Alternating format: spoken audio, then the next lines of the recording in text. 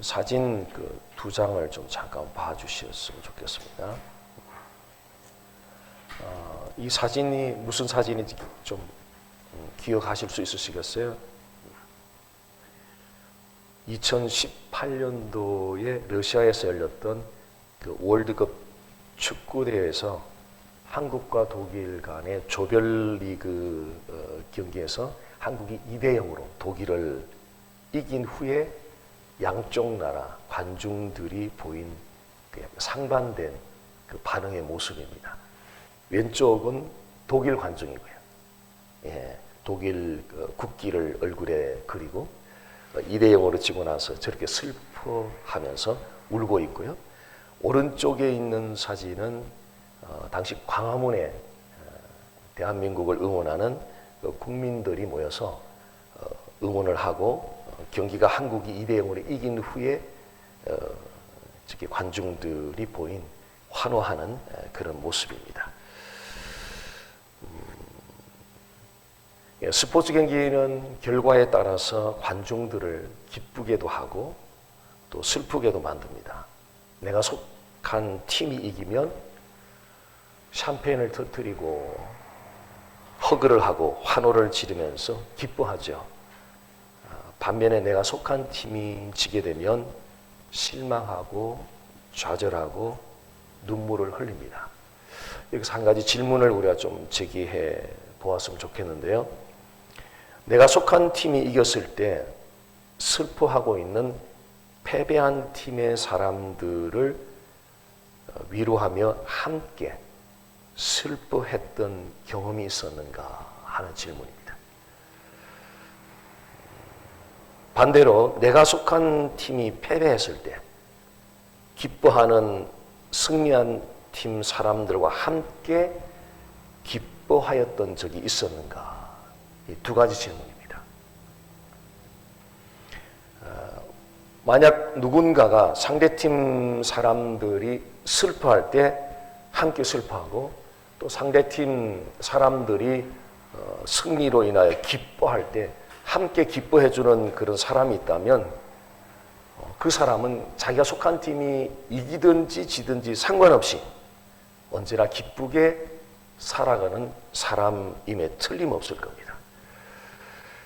다른 사람들의 기쁨과 슬픔에 대하여 어떻게 반응해야 할 것인가에 관해서 성경은 오늘 주어진 로마서 12장 15절 말씀을 통해서 우리에게 알려주고 있습니다. 다시 한번 본문 말씀을 보면은요, 즐거워하는 자들과 함께 즐거워하고 우는 자들과 함께 울라. 이 말씀에는 함께라는 단어가 두 번 반복해서 등장을 하고 있습니다. 즐거워하는 자들과 함께 즐거워하고 우는 자들과 함께 우는 것을 한마디로 표현하면 뭐라고 할 수 있을까요? 즐거워하는 사람하고 같이 즐거워하고 또 우는 사람들과 함께 우는 그 상황을 한마디로 표현하면 이것은 무엇이다라고 말할 수 있을까요? 공감하는 마음이라고 표현할 수 있을 겁니다. 즐거워하는 사람들과 함께 공감하면서 함께 즐거워하고 우는 사람들의 그 감정을 함께 공감하면서 함께 우는 거죠. 만약 다른 사람들의 감정에 공감하는 마음을 가지지 못해서 즐거워하는 사람들과 함께 즐거워하지 못하고 우는 사람들과 함께 울어주지 못한다면 어떤 현상이 나타날 것 같습니까? 다른 사람들의 감정에 전혀 공감할 수가 없기 때문에 마음을 함께 나눌 수가 없어요. 공감하는 감정이 없기 때문에 마음과 마음을 나눌 수가 없고, 그렇게 되면 마음과 마음을 나눌 수 없기 때문에 삶이 드라이하게 되고 마음이 드라이하게 되면서 기뻐하는 삶을 살지 못하게 된다는 거죠. 기뻐하는 사람들, 즐거워하며 살아가는 사람들의 공통점을 보면요, 사람들의 감정에 공감력이 뛰어난 사람. 15절 말씀 다시 보겠습니다. 즐거워하는 자들과 함께 즐거워하고 우는 자들과 함께 울라. 자, 여기서 또 하나 또 질문을 또 우리가 한번 생각해 보고 싶은데요. 즐거워하는 사람들과 즐거워하는 것과 우는 사람들과 함께 우는 것, 이 둘 중에 어느 쪽이 더 어려울 것 같습니까? 그러세요? 우는 사람들과 함께 우는 게 더 쉬우면 선교사님은 천사예요. 천사. 왜냐하면 예수님 안 믿는 사람들도 누군가가 어렵다 그러면 그 동정하는 마음에서 같이 그런 감정을 공감을 해요. 그런데 왜 우리 옛날 속담에도 그런 말이 있잖아요. 사돈이 논사면 밭싸매니까 노사 배 아프다. 하여튼 다른 사람들이 잘 되는 것을 보기가 그렇게 어렵다는 거예요.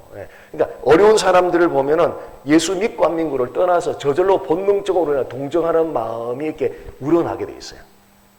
근데 이제 잘 되는 사람들을 보면서 박수 쳐주면서 함께 즐거워해 주기란 이게 쉽지 않아요. 그래서 이제 이제 특히 이민교회 그런 현상이 많죠. 이민교회 자녀들 가운데는 컬리지를 또 잘 진학하는 애들이 있는가 하면 그렇지 못한 애들도 있거든요. 그러다 보니까 자녀들이 좋은 학교에 진학한 부모들이 주눅이 들어있어요. 자랑하려고 그 말을 한 게 아니고 그냥 자연스럽게 우리 아이들이 이렇게 됐다 하는 이야기인데 그렇지 못한 부모들이 그걸 고깝게 여기고 그러니까 자녀들이 잘 되어 있는 부모들이 그 이야기, 하여튼 자녀에 관한 이야기 하는 것 자체가 주눅이 들어있는 경우들이 굉장히 많아요. 우리 이민교회. 그게 왜 그래요? 내 자녀가 잘 안 되었어도 함께 신앙생활하는 같은 한 가족의 가정에 자녀들이 잘 됐으면 그 남의 자녀가 아니라 내 자녀처럼 생각하고 각시 박수 쳐주면 되잖아요. 근데 그렇지 않아요. 그래서 금기사항, 자녀에 관해서 이야기하는 것이 금기사항이 되는 교회들도 제법 있어요. 이민교회에. 슬픈 이야기죠. 슬픈 이야기. 내 자식처럼 잘된 거를 이 박수 못 쳐주는 거예요.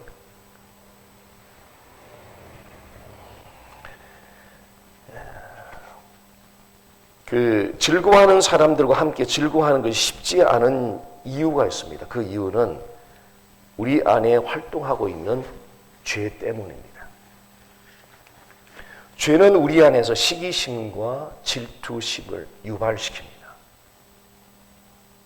그래서 남들이 잘 되는 것을 보면 본능적으로 시기하고 질투하는 마음이 솟아오르게 됩니다. 그러니까 시기 질투심으로 즐거워하는 자들과 함께 즐거워하지 못하면 이게 마치 뭐가 같느냐면요, 여우 한 마리가 아름답게 갖고 놓은 정원을 막 뛰어다니면서 회파시키는 것과 같아요. 이 시기 질투심이 이렇게 무서운 거예요. 상상해 보세요. 아름답게 가꿔진 정원이 있는데 그 정원에 노루 한 마리가 들어갔어요. 여우 한 마리가 들어갔어요. 막 뛰어다니면서 아름답게 갖고 놓은 정원을 전부 다 회파시켜 버리는 거예요. 결국은 그 시기 질투심을 가졌던 그 사람의 내면이 형편없이 피폐해지게 된다는 거죠. 그 결과로 그 마음에 기쁨이 없는 거죠. 기뻐하는 삶을 살아갈 수 없는 거죠. 항상 시기하고 질투하는 마음이 있기 때문에 그 마음에는 평안한 마음이 없고 기쁜 마음이 없는 거예요. 그러니까 기뻐하는 삶을 살아갈 수 없는 거죠. 그러나 우리가 그리스도인으로서 진정으로 기뻐하는 삶을 살아가기 위해서는 반드시 다른 사람들이 즐거워할 때 함께 즐거워할 수 있어야 됩니다. 우리가 진정한 그리스도인이라면 오늘 12장 로마서 15절 말씀처럼 즐거워하는 자들과 함께 즐거워하고 우는 자들과 함께 울기 위해서 진정한 거듭난 그리스도인이라면 우는 자들과 함께 울고 즐거워하는 자들과 함께 즐거워할 수 있어야 된다는 이야기죠. 그렇다면 시기와 질투를 우리가 어떻게 극복할 수 있겠느냐 하는 거죠. 이 시기 질투 때문에 즐거워하는 우리 영의 가족들과 함께 즐거워하지 못하게 막고 있는 것이 우리 안에 활동하고 있는 이 씬, 죄가 우리 안에 시기 질투심을 이렇게 솟아나게 만들어서 하나님 안에서 한 영의 가족들인 우리 가족들이 잘 되는 것을 함께 박수 쳐주지 못하고 함께 즐거워하지 못하게 하는 그 시기 질투심을 우리 어떻게 극복할 수 있겠느냐는 이야기죠. 어떤 사람들은 시기와 질투는 최대한 억제하는 길밖에 없다고 말하기도 합니다. 그러나 억제하는 것으로는 시기와 질투를 어느 정도까지는 조절할 수 있는데 마음으로부터 우러나오는 그 즐거운 기쁨의 마음은 가질 수가 없다는 거죠. 그러니까 외형적으로 억제를 하면 어느 정도까지는 조절이 가능하지만 마음에서 우러나오는 정말 즐거움과 기쁨을 나눠줄 수 없다는 이야기죠. 기독교 복음은 시기하고 질투하는 자를 조금 좀 고쳐보라고 수정해보라고 그렇게 가르치지 않습니다. 기독교는 그런 가르침을 전하지 않습니다. 성경은 절대 그런 말 한 적이 없습니다. 시기하고 질투하는 자를 조금 좀 고쳐보라고, 조금 좀 수정해보라고, 조금 개선해보라고 이런 가르침을 준 적이 없습니다. 성경은. 기독교 복음은 시기하고 질투하는 자를 성령으로 새롭게 하라고 말하고 있다는 거예요. 타종교회 가면 처음 번처럼 그렇게 가르칠 거예요. 조금 고쳐보라고, 조금 더 개선해보라고. 근데 기독교는 그렇게 말하지 않는다는 거예요. 시기하고 질투하는 그 마음을 성령으로 새롭게 하라는 거예요. 성령으로 새롭게 하라는 거예요. 성령으로. 로마서 12장 2절 말씀 보겠습니다. 257페이지 12장 2절. 로마서 12장 2절. 함께 읽어보겠습니다. 너희는 이 세대를 본받지 말고 오직 마음을 새롭게 함으로 변화를 받아 하나님의 선하시고 기뻐하시고 온전하신 뜻이 무엇인지 분별하도록 하라. 사도 바울은 예수님을 믿어 구원을 받은 사람들에게 예수님 믿기 전에 가졌던 그 마음에서 조금씩 수정해 나가라고 권하지 않습니다. 바울은 오직 마음을 새롭게 함으로 변화를 받으라고 요청하고 있습니다. 마음을 새롭게 하도록, 마음을 거룩하게 하도록 하는 그 역할은 성부, 성자, 성령의 삼위, 세 인격의 역할 가운데 성령의 역할이다. 우리를 거룩하게 하고 마음을 새롭게 변화되도록 하는 그 역할은 성령께서 하시는 일이라는 거죠. 성령으로 우리의 마음이 새롭게 변화를 받으면 변화받은 마음을 다른 그리스도인들과 함께 나누고 싶은 그 갈망하는, 소망하는 마음이 생기게 돼요. 내가 먼저 변화를 받고 나니까, 내가 먼저 성령으로 새롭게 변화되고 나니까 내 안에 시기하고 질투하는 마음이 이게 성령으로 처리되고 나니까 내 마음에서 이 마음을, 나의 이 변화된 이 마음을 다른 그리스도인들과 함께 나누고 싶다는 거죠. 그래서 다른 그리스도인들이, 우리 영의 가족들이 잘 되는 걸 보면서 막 같이 기뻐해주고 싶고 같이 즐거워해주고 싶은 거예요.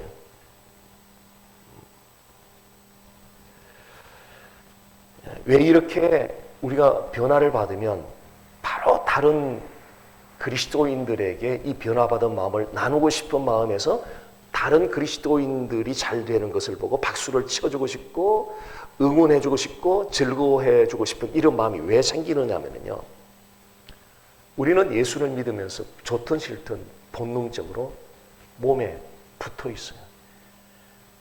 예를 들어서 오른팔을 다쳤는데 병원에서 치료를 받아 다 낫게 되었어요. 그러니까 다친 오른팔이 치료를 받아서 낫고 나니까 그 영향이 어디로 가느냐 하면 몸 전체로 가는 거예요. 오른팔에게만 가는 게 아니에요. 오른팔이 다쳤다가 회복되고 나니까 오른팔만 좋은 게 아니라 궁극적으로는 몸이 건강해지는 거예요. 몸이. 거듭난 그리스도인들은 우리가 원하든 원치 않든 몸에 연결되어 있다는 거예요. 이것은 매우 중요한 지금 교회론을 반복해서 말씀드립니다.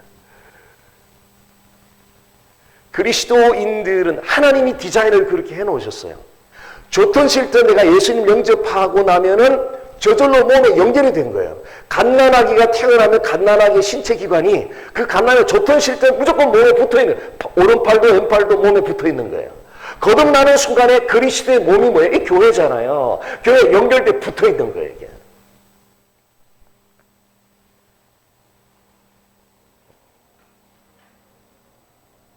그래서 나의 마음이 새롭게 변화를 받고 나면 그 변화가 다른 지체들에게도 전달이 되면서 그리스도의 몸 전체가 건강해지게 된다는 거죠. 그러면 그 지체들이 그냥 기쁜 거죠. 좋은 거고 즐겁고요. 만약 갓 태어난 갓난아기의 신차 기관 중에 하나가 떨어져 나갔다고 한번 상상해 보세요. 독립적으로 생존 가능합니까? 아니에요. impossible. impossible. 한때 한 20년 전쯤 돼서 페라처치 그래가지고 유행을 했죠. 지금 종족을 다 감춰버렸어요. 왜냐하면 하나님이 그를 그렇게 디자인한 적이 없기 때문에. 하나님은 성경 속에서 딱 하나님이 공식적으로 세운 기관은 그리스도의 몸인 교회. 왜냐하면 머리가 그분이거든요. 머리가 그분이에요. 그분에게서 영향이 이렇게 내려오는 거잖아요. 이게 쭉 몸에 연결돼 가지고 그래 하나님이 자라나게 함으로 자라느니라.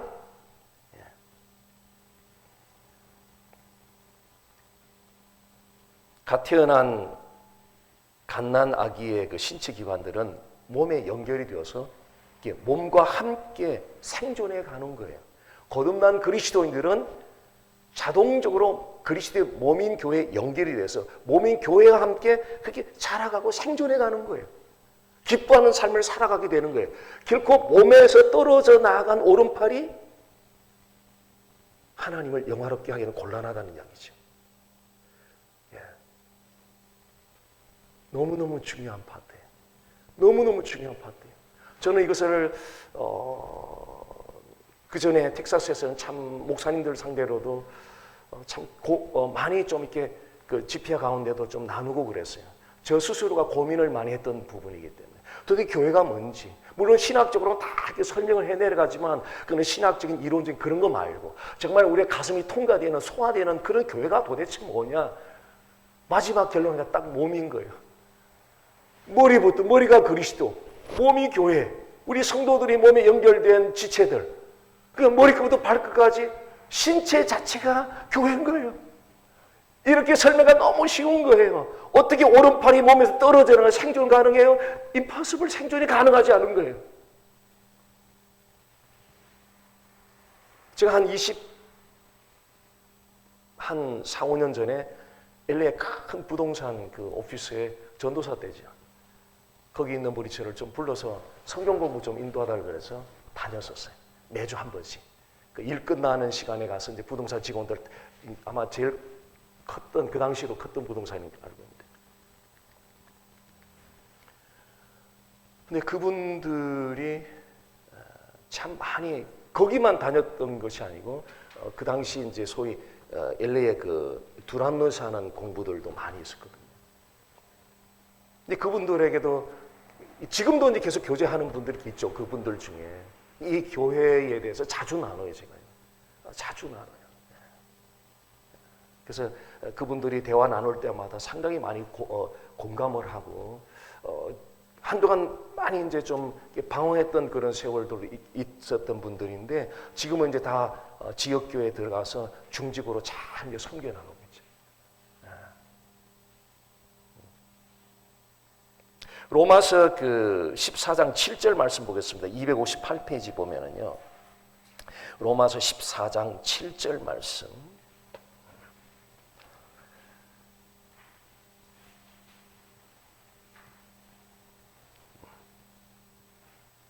14장 7절 함께 읽습니다. 우리 중에 누구든지 자기를 위하여 사는 자가 없고 자기를 위하여 죽는 자가 없도다. 자, 이것이 무슨 의미냐면은요. 자기를 위해서 사는 자도 없고 자기를 위해 사는 자도 없다는 얘기예요. 여기서 우리는 누굽니까? 예수님을 영접한 그리스도인들을 말합니다.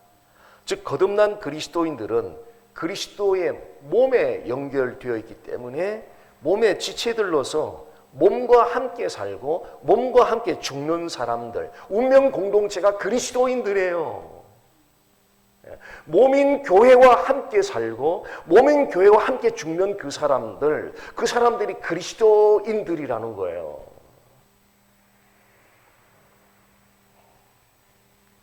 그렇게 거듭난 그리스도인들이 운명 공동체가 되어서 살아가는 것은 성부 하나님이 오래전에 이미 계획을 하셨고 성령님이 오셔서 성부 하나님의 계획을 성자 예수님을 통하여 완성시킨 다음에 성령님을 보내서 그 성령님이 성부의 계획이 성자에게서 완성된 그 계획이 성령님이 완성된 계획을 가지고 어디로 가느냐? 하나님의 택한 백성들에게 전달을 해줘서 몸에 전부 다 연결되게 한 거예요. 영접하는 사람들마다 몸에 연결되게 한 거예요. 그리스도의 몸인 교회에 연결되게 한 거예요. 그래서 진정한 그리스도인은 다른 그리스도인들이 즐거워할 때 마음으로부터 우러나오는 즐거움을 함께 나누게 된다는 거죠. 저는 우리 이민교회 안에 자녀들 문제뿐 아니라 비즈니스도 마찬가지죠. 누구 좀 잘 된다 그러면 자랑하려고 그런 것이 아니라 그냥 일상의 삶에서 내 비즈니스 이렇다라고만 이야기해도 벌써 그것이 보이지 않는 아주 그냥 따가운 눈총들이 벌써 찾아오는 것을 느낄 때가 있어요. 그런 것이 좀 사라졌으면 자녀가 잘 되고 또 비즈니스 잘 된 이야기를 들을 때 지금 남의 이야기가 아니라 나와 함께 연결된 내 지체 이야기잖아요. 그러니까 그 사람이 잘못됐을 때 같이 슬퍼하고 우울한 감정 좀 안 됐다는 동정의 마음과 본능적으로 나와요. 이거는 예수님을 믿고 안 믿고를 떠나서. 그러나 잘 된다는 이야기를 들을 때 정말 마음에서 함께 즐거워해 줄 수 있는 그 마음을 가지는 것은 진정으로 거듭난 그리스도인이 아니면 불가능한 이야기라는 거죠. 이렇게 다른 그리스도인들이 즐거워할 때 마음으로부터 함께 즐거움을 나누게 되면 그 결과로 성령께서 범사에 기뻐하는 마음을 제공해 주신다는 거죠. 그러니까 날마다 우리가 기뻐하는 삶을 살아갈 수 있다는 거죠. 남이 잘 되는 것을 함께 즐거워해 주는 그 사람들은 날마다 기뻐하며 즐거워하는 삶을 살아갈 수 있다는 거죠. 삶이 재미있게 되는 거예요. 남이 잘 되는 것을 이렇게 용납이 안 되는 경우는 스스로가 힘들게 살아가는 거죠. 기쁨이 사라져 버리는 거죠. 그래서 오늘 기뻐하라 세 번째 이 시간의 주제는 즐거워하는 사람들과 함께 즐거워하는 그런 삶을 살아가게 될 때 우리는 매일매일의 일상의 삶에서 기뻐하는 자로 살아갈 수 있다 하는 거죠. 우리가 어떻게 기뻐하는 자로 살아갈 것인가? 우리 같은 성도들 중에 누군가가 잘 된다는 소식을 들었을 때 진정으로 립 서비스로만이 아닌 진정으로 정말 진짜 좋다. 저 사람이 누군데 남이 아닌데 우리가 남이 아닌데 예수님의 몸에 같은 피를 타고 태어난 한 형제의 자매 같은 가족인데 내 가족이 잘 된다니 진짜 좋다. 진짜 좋다.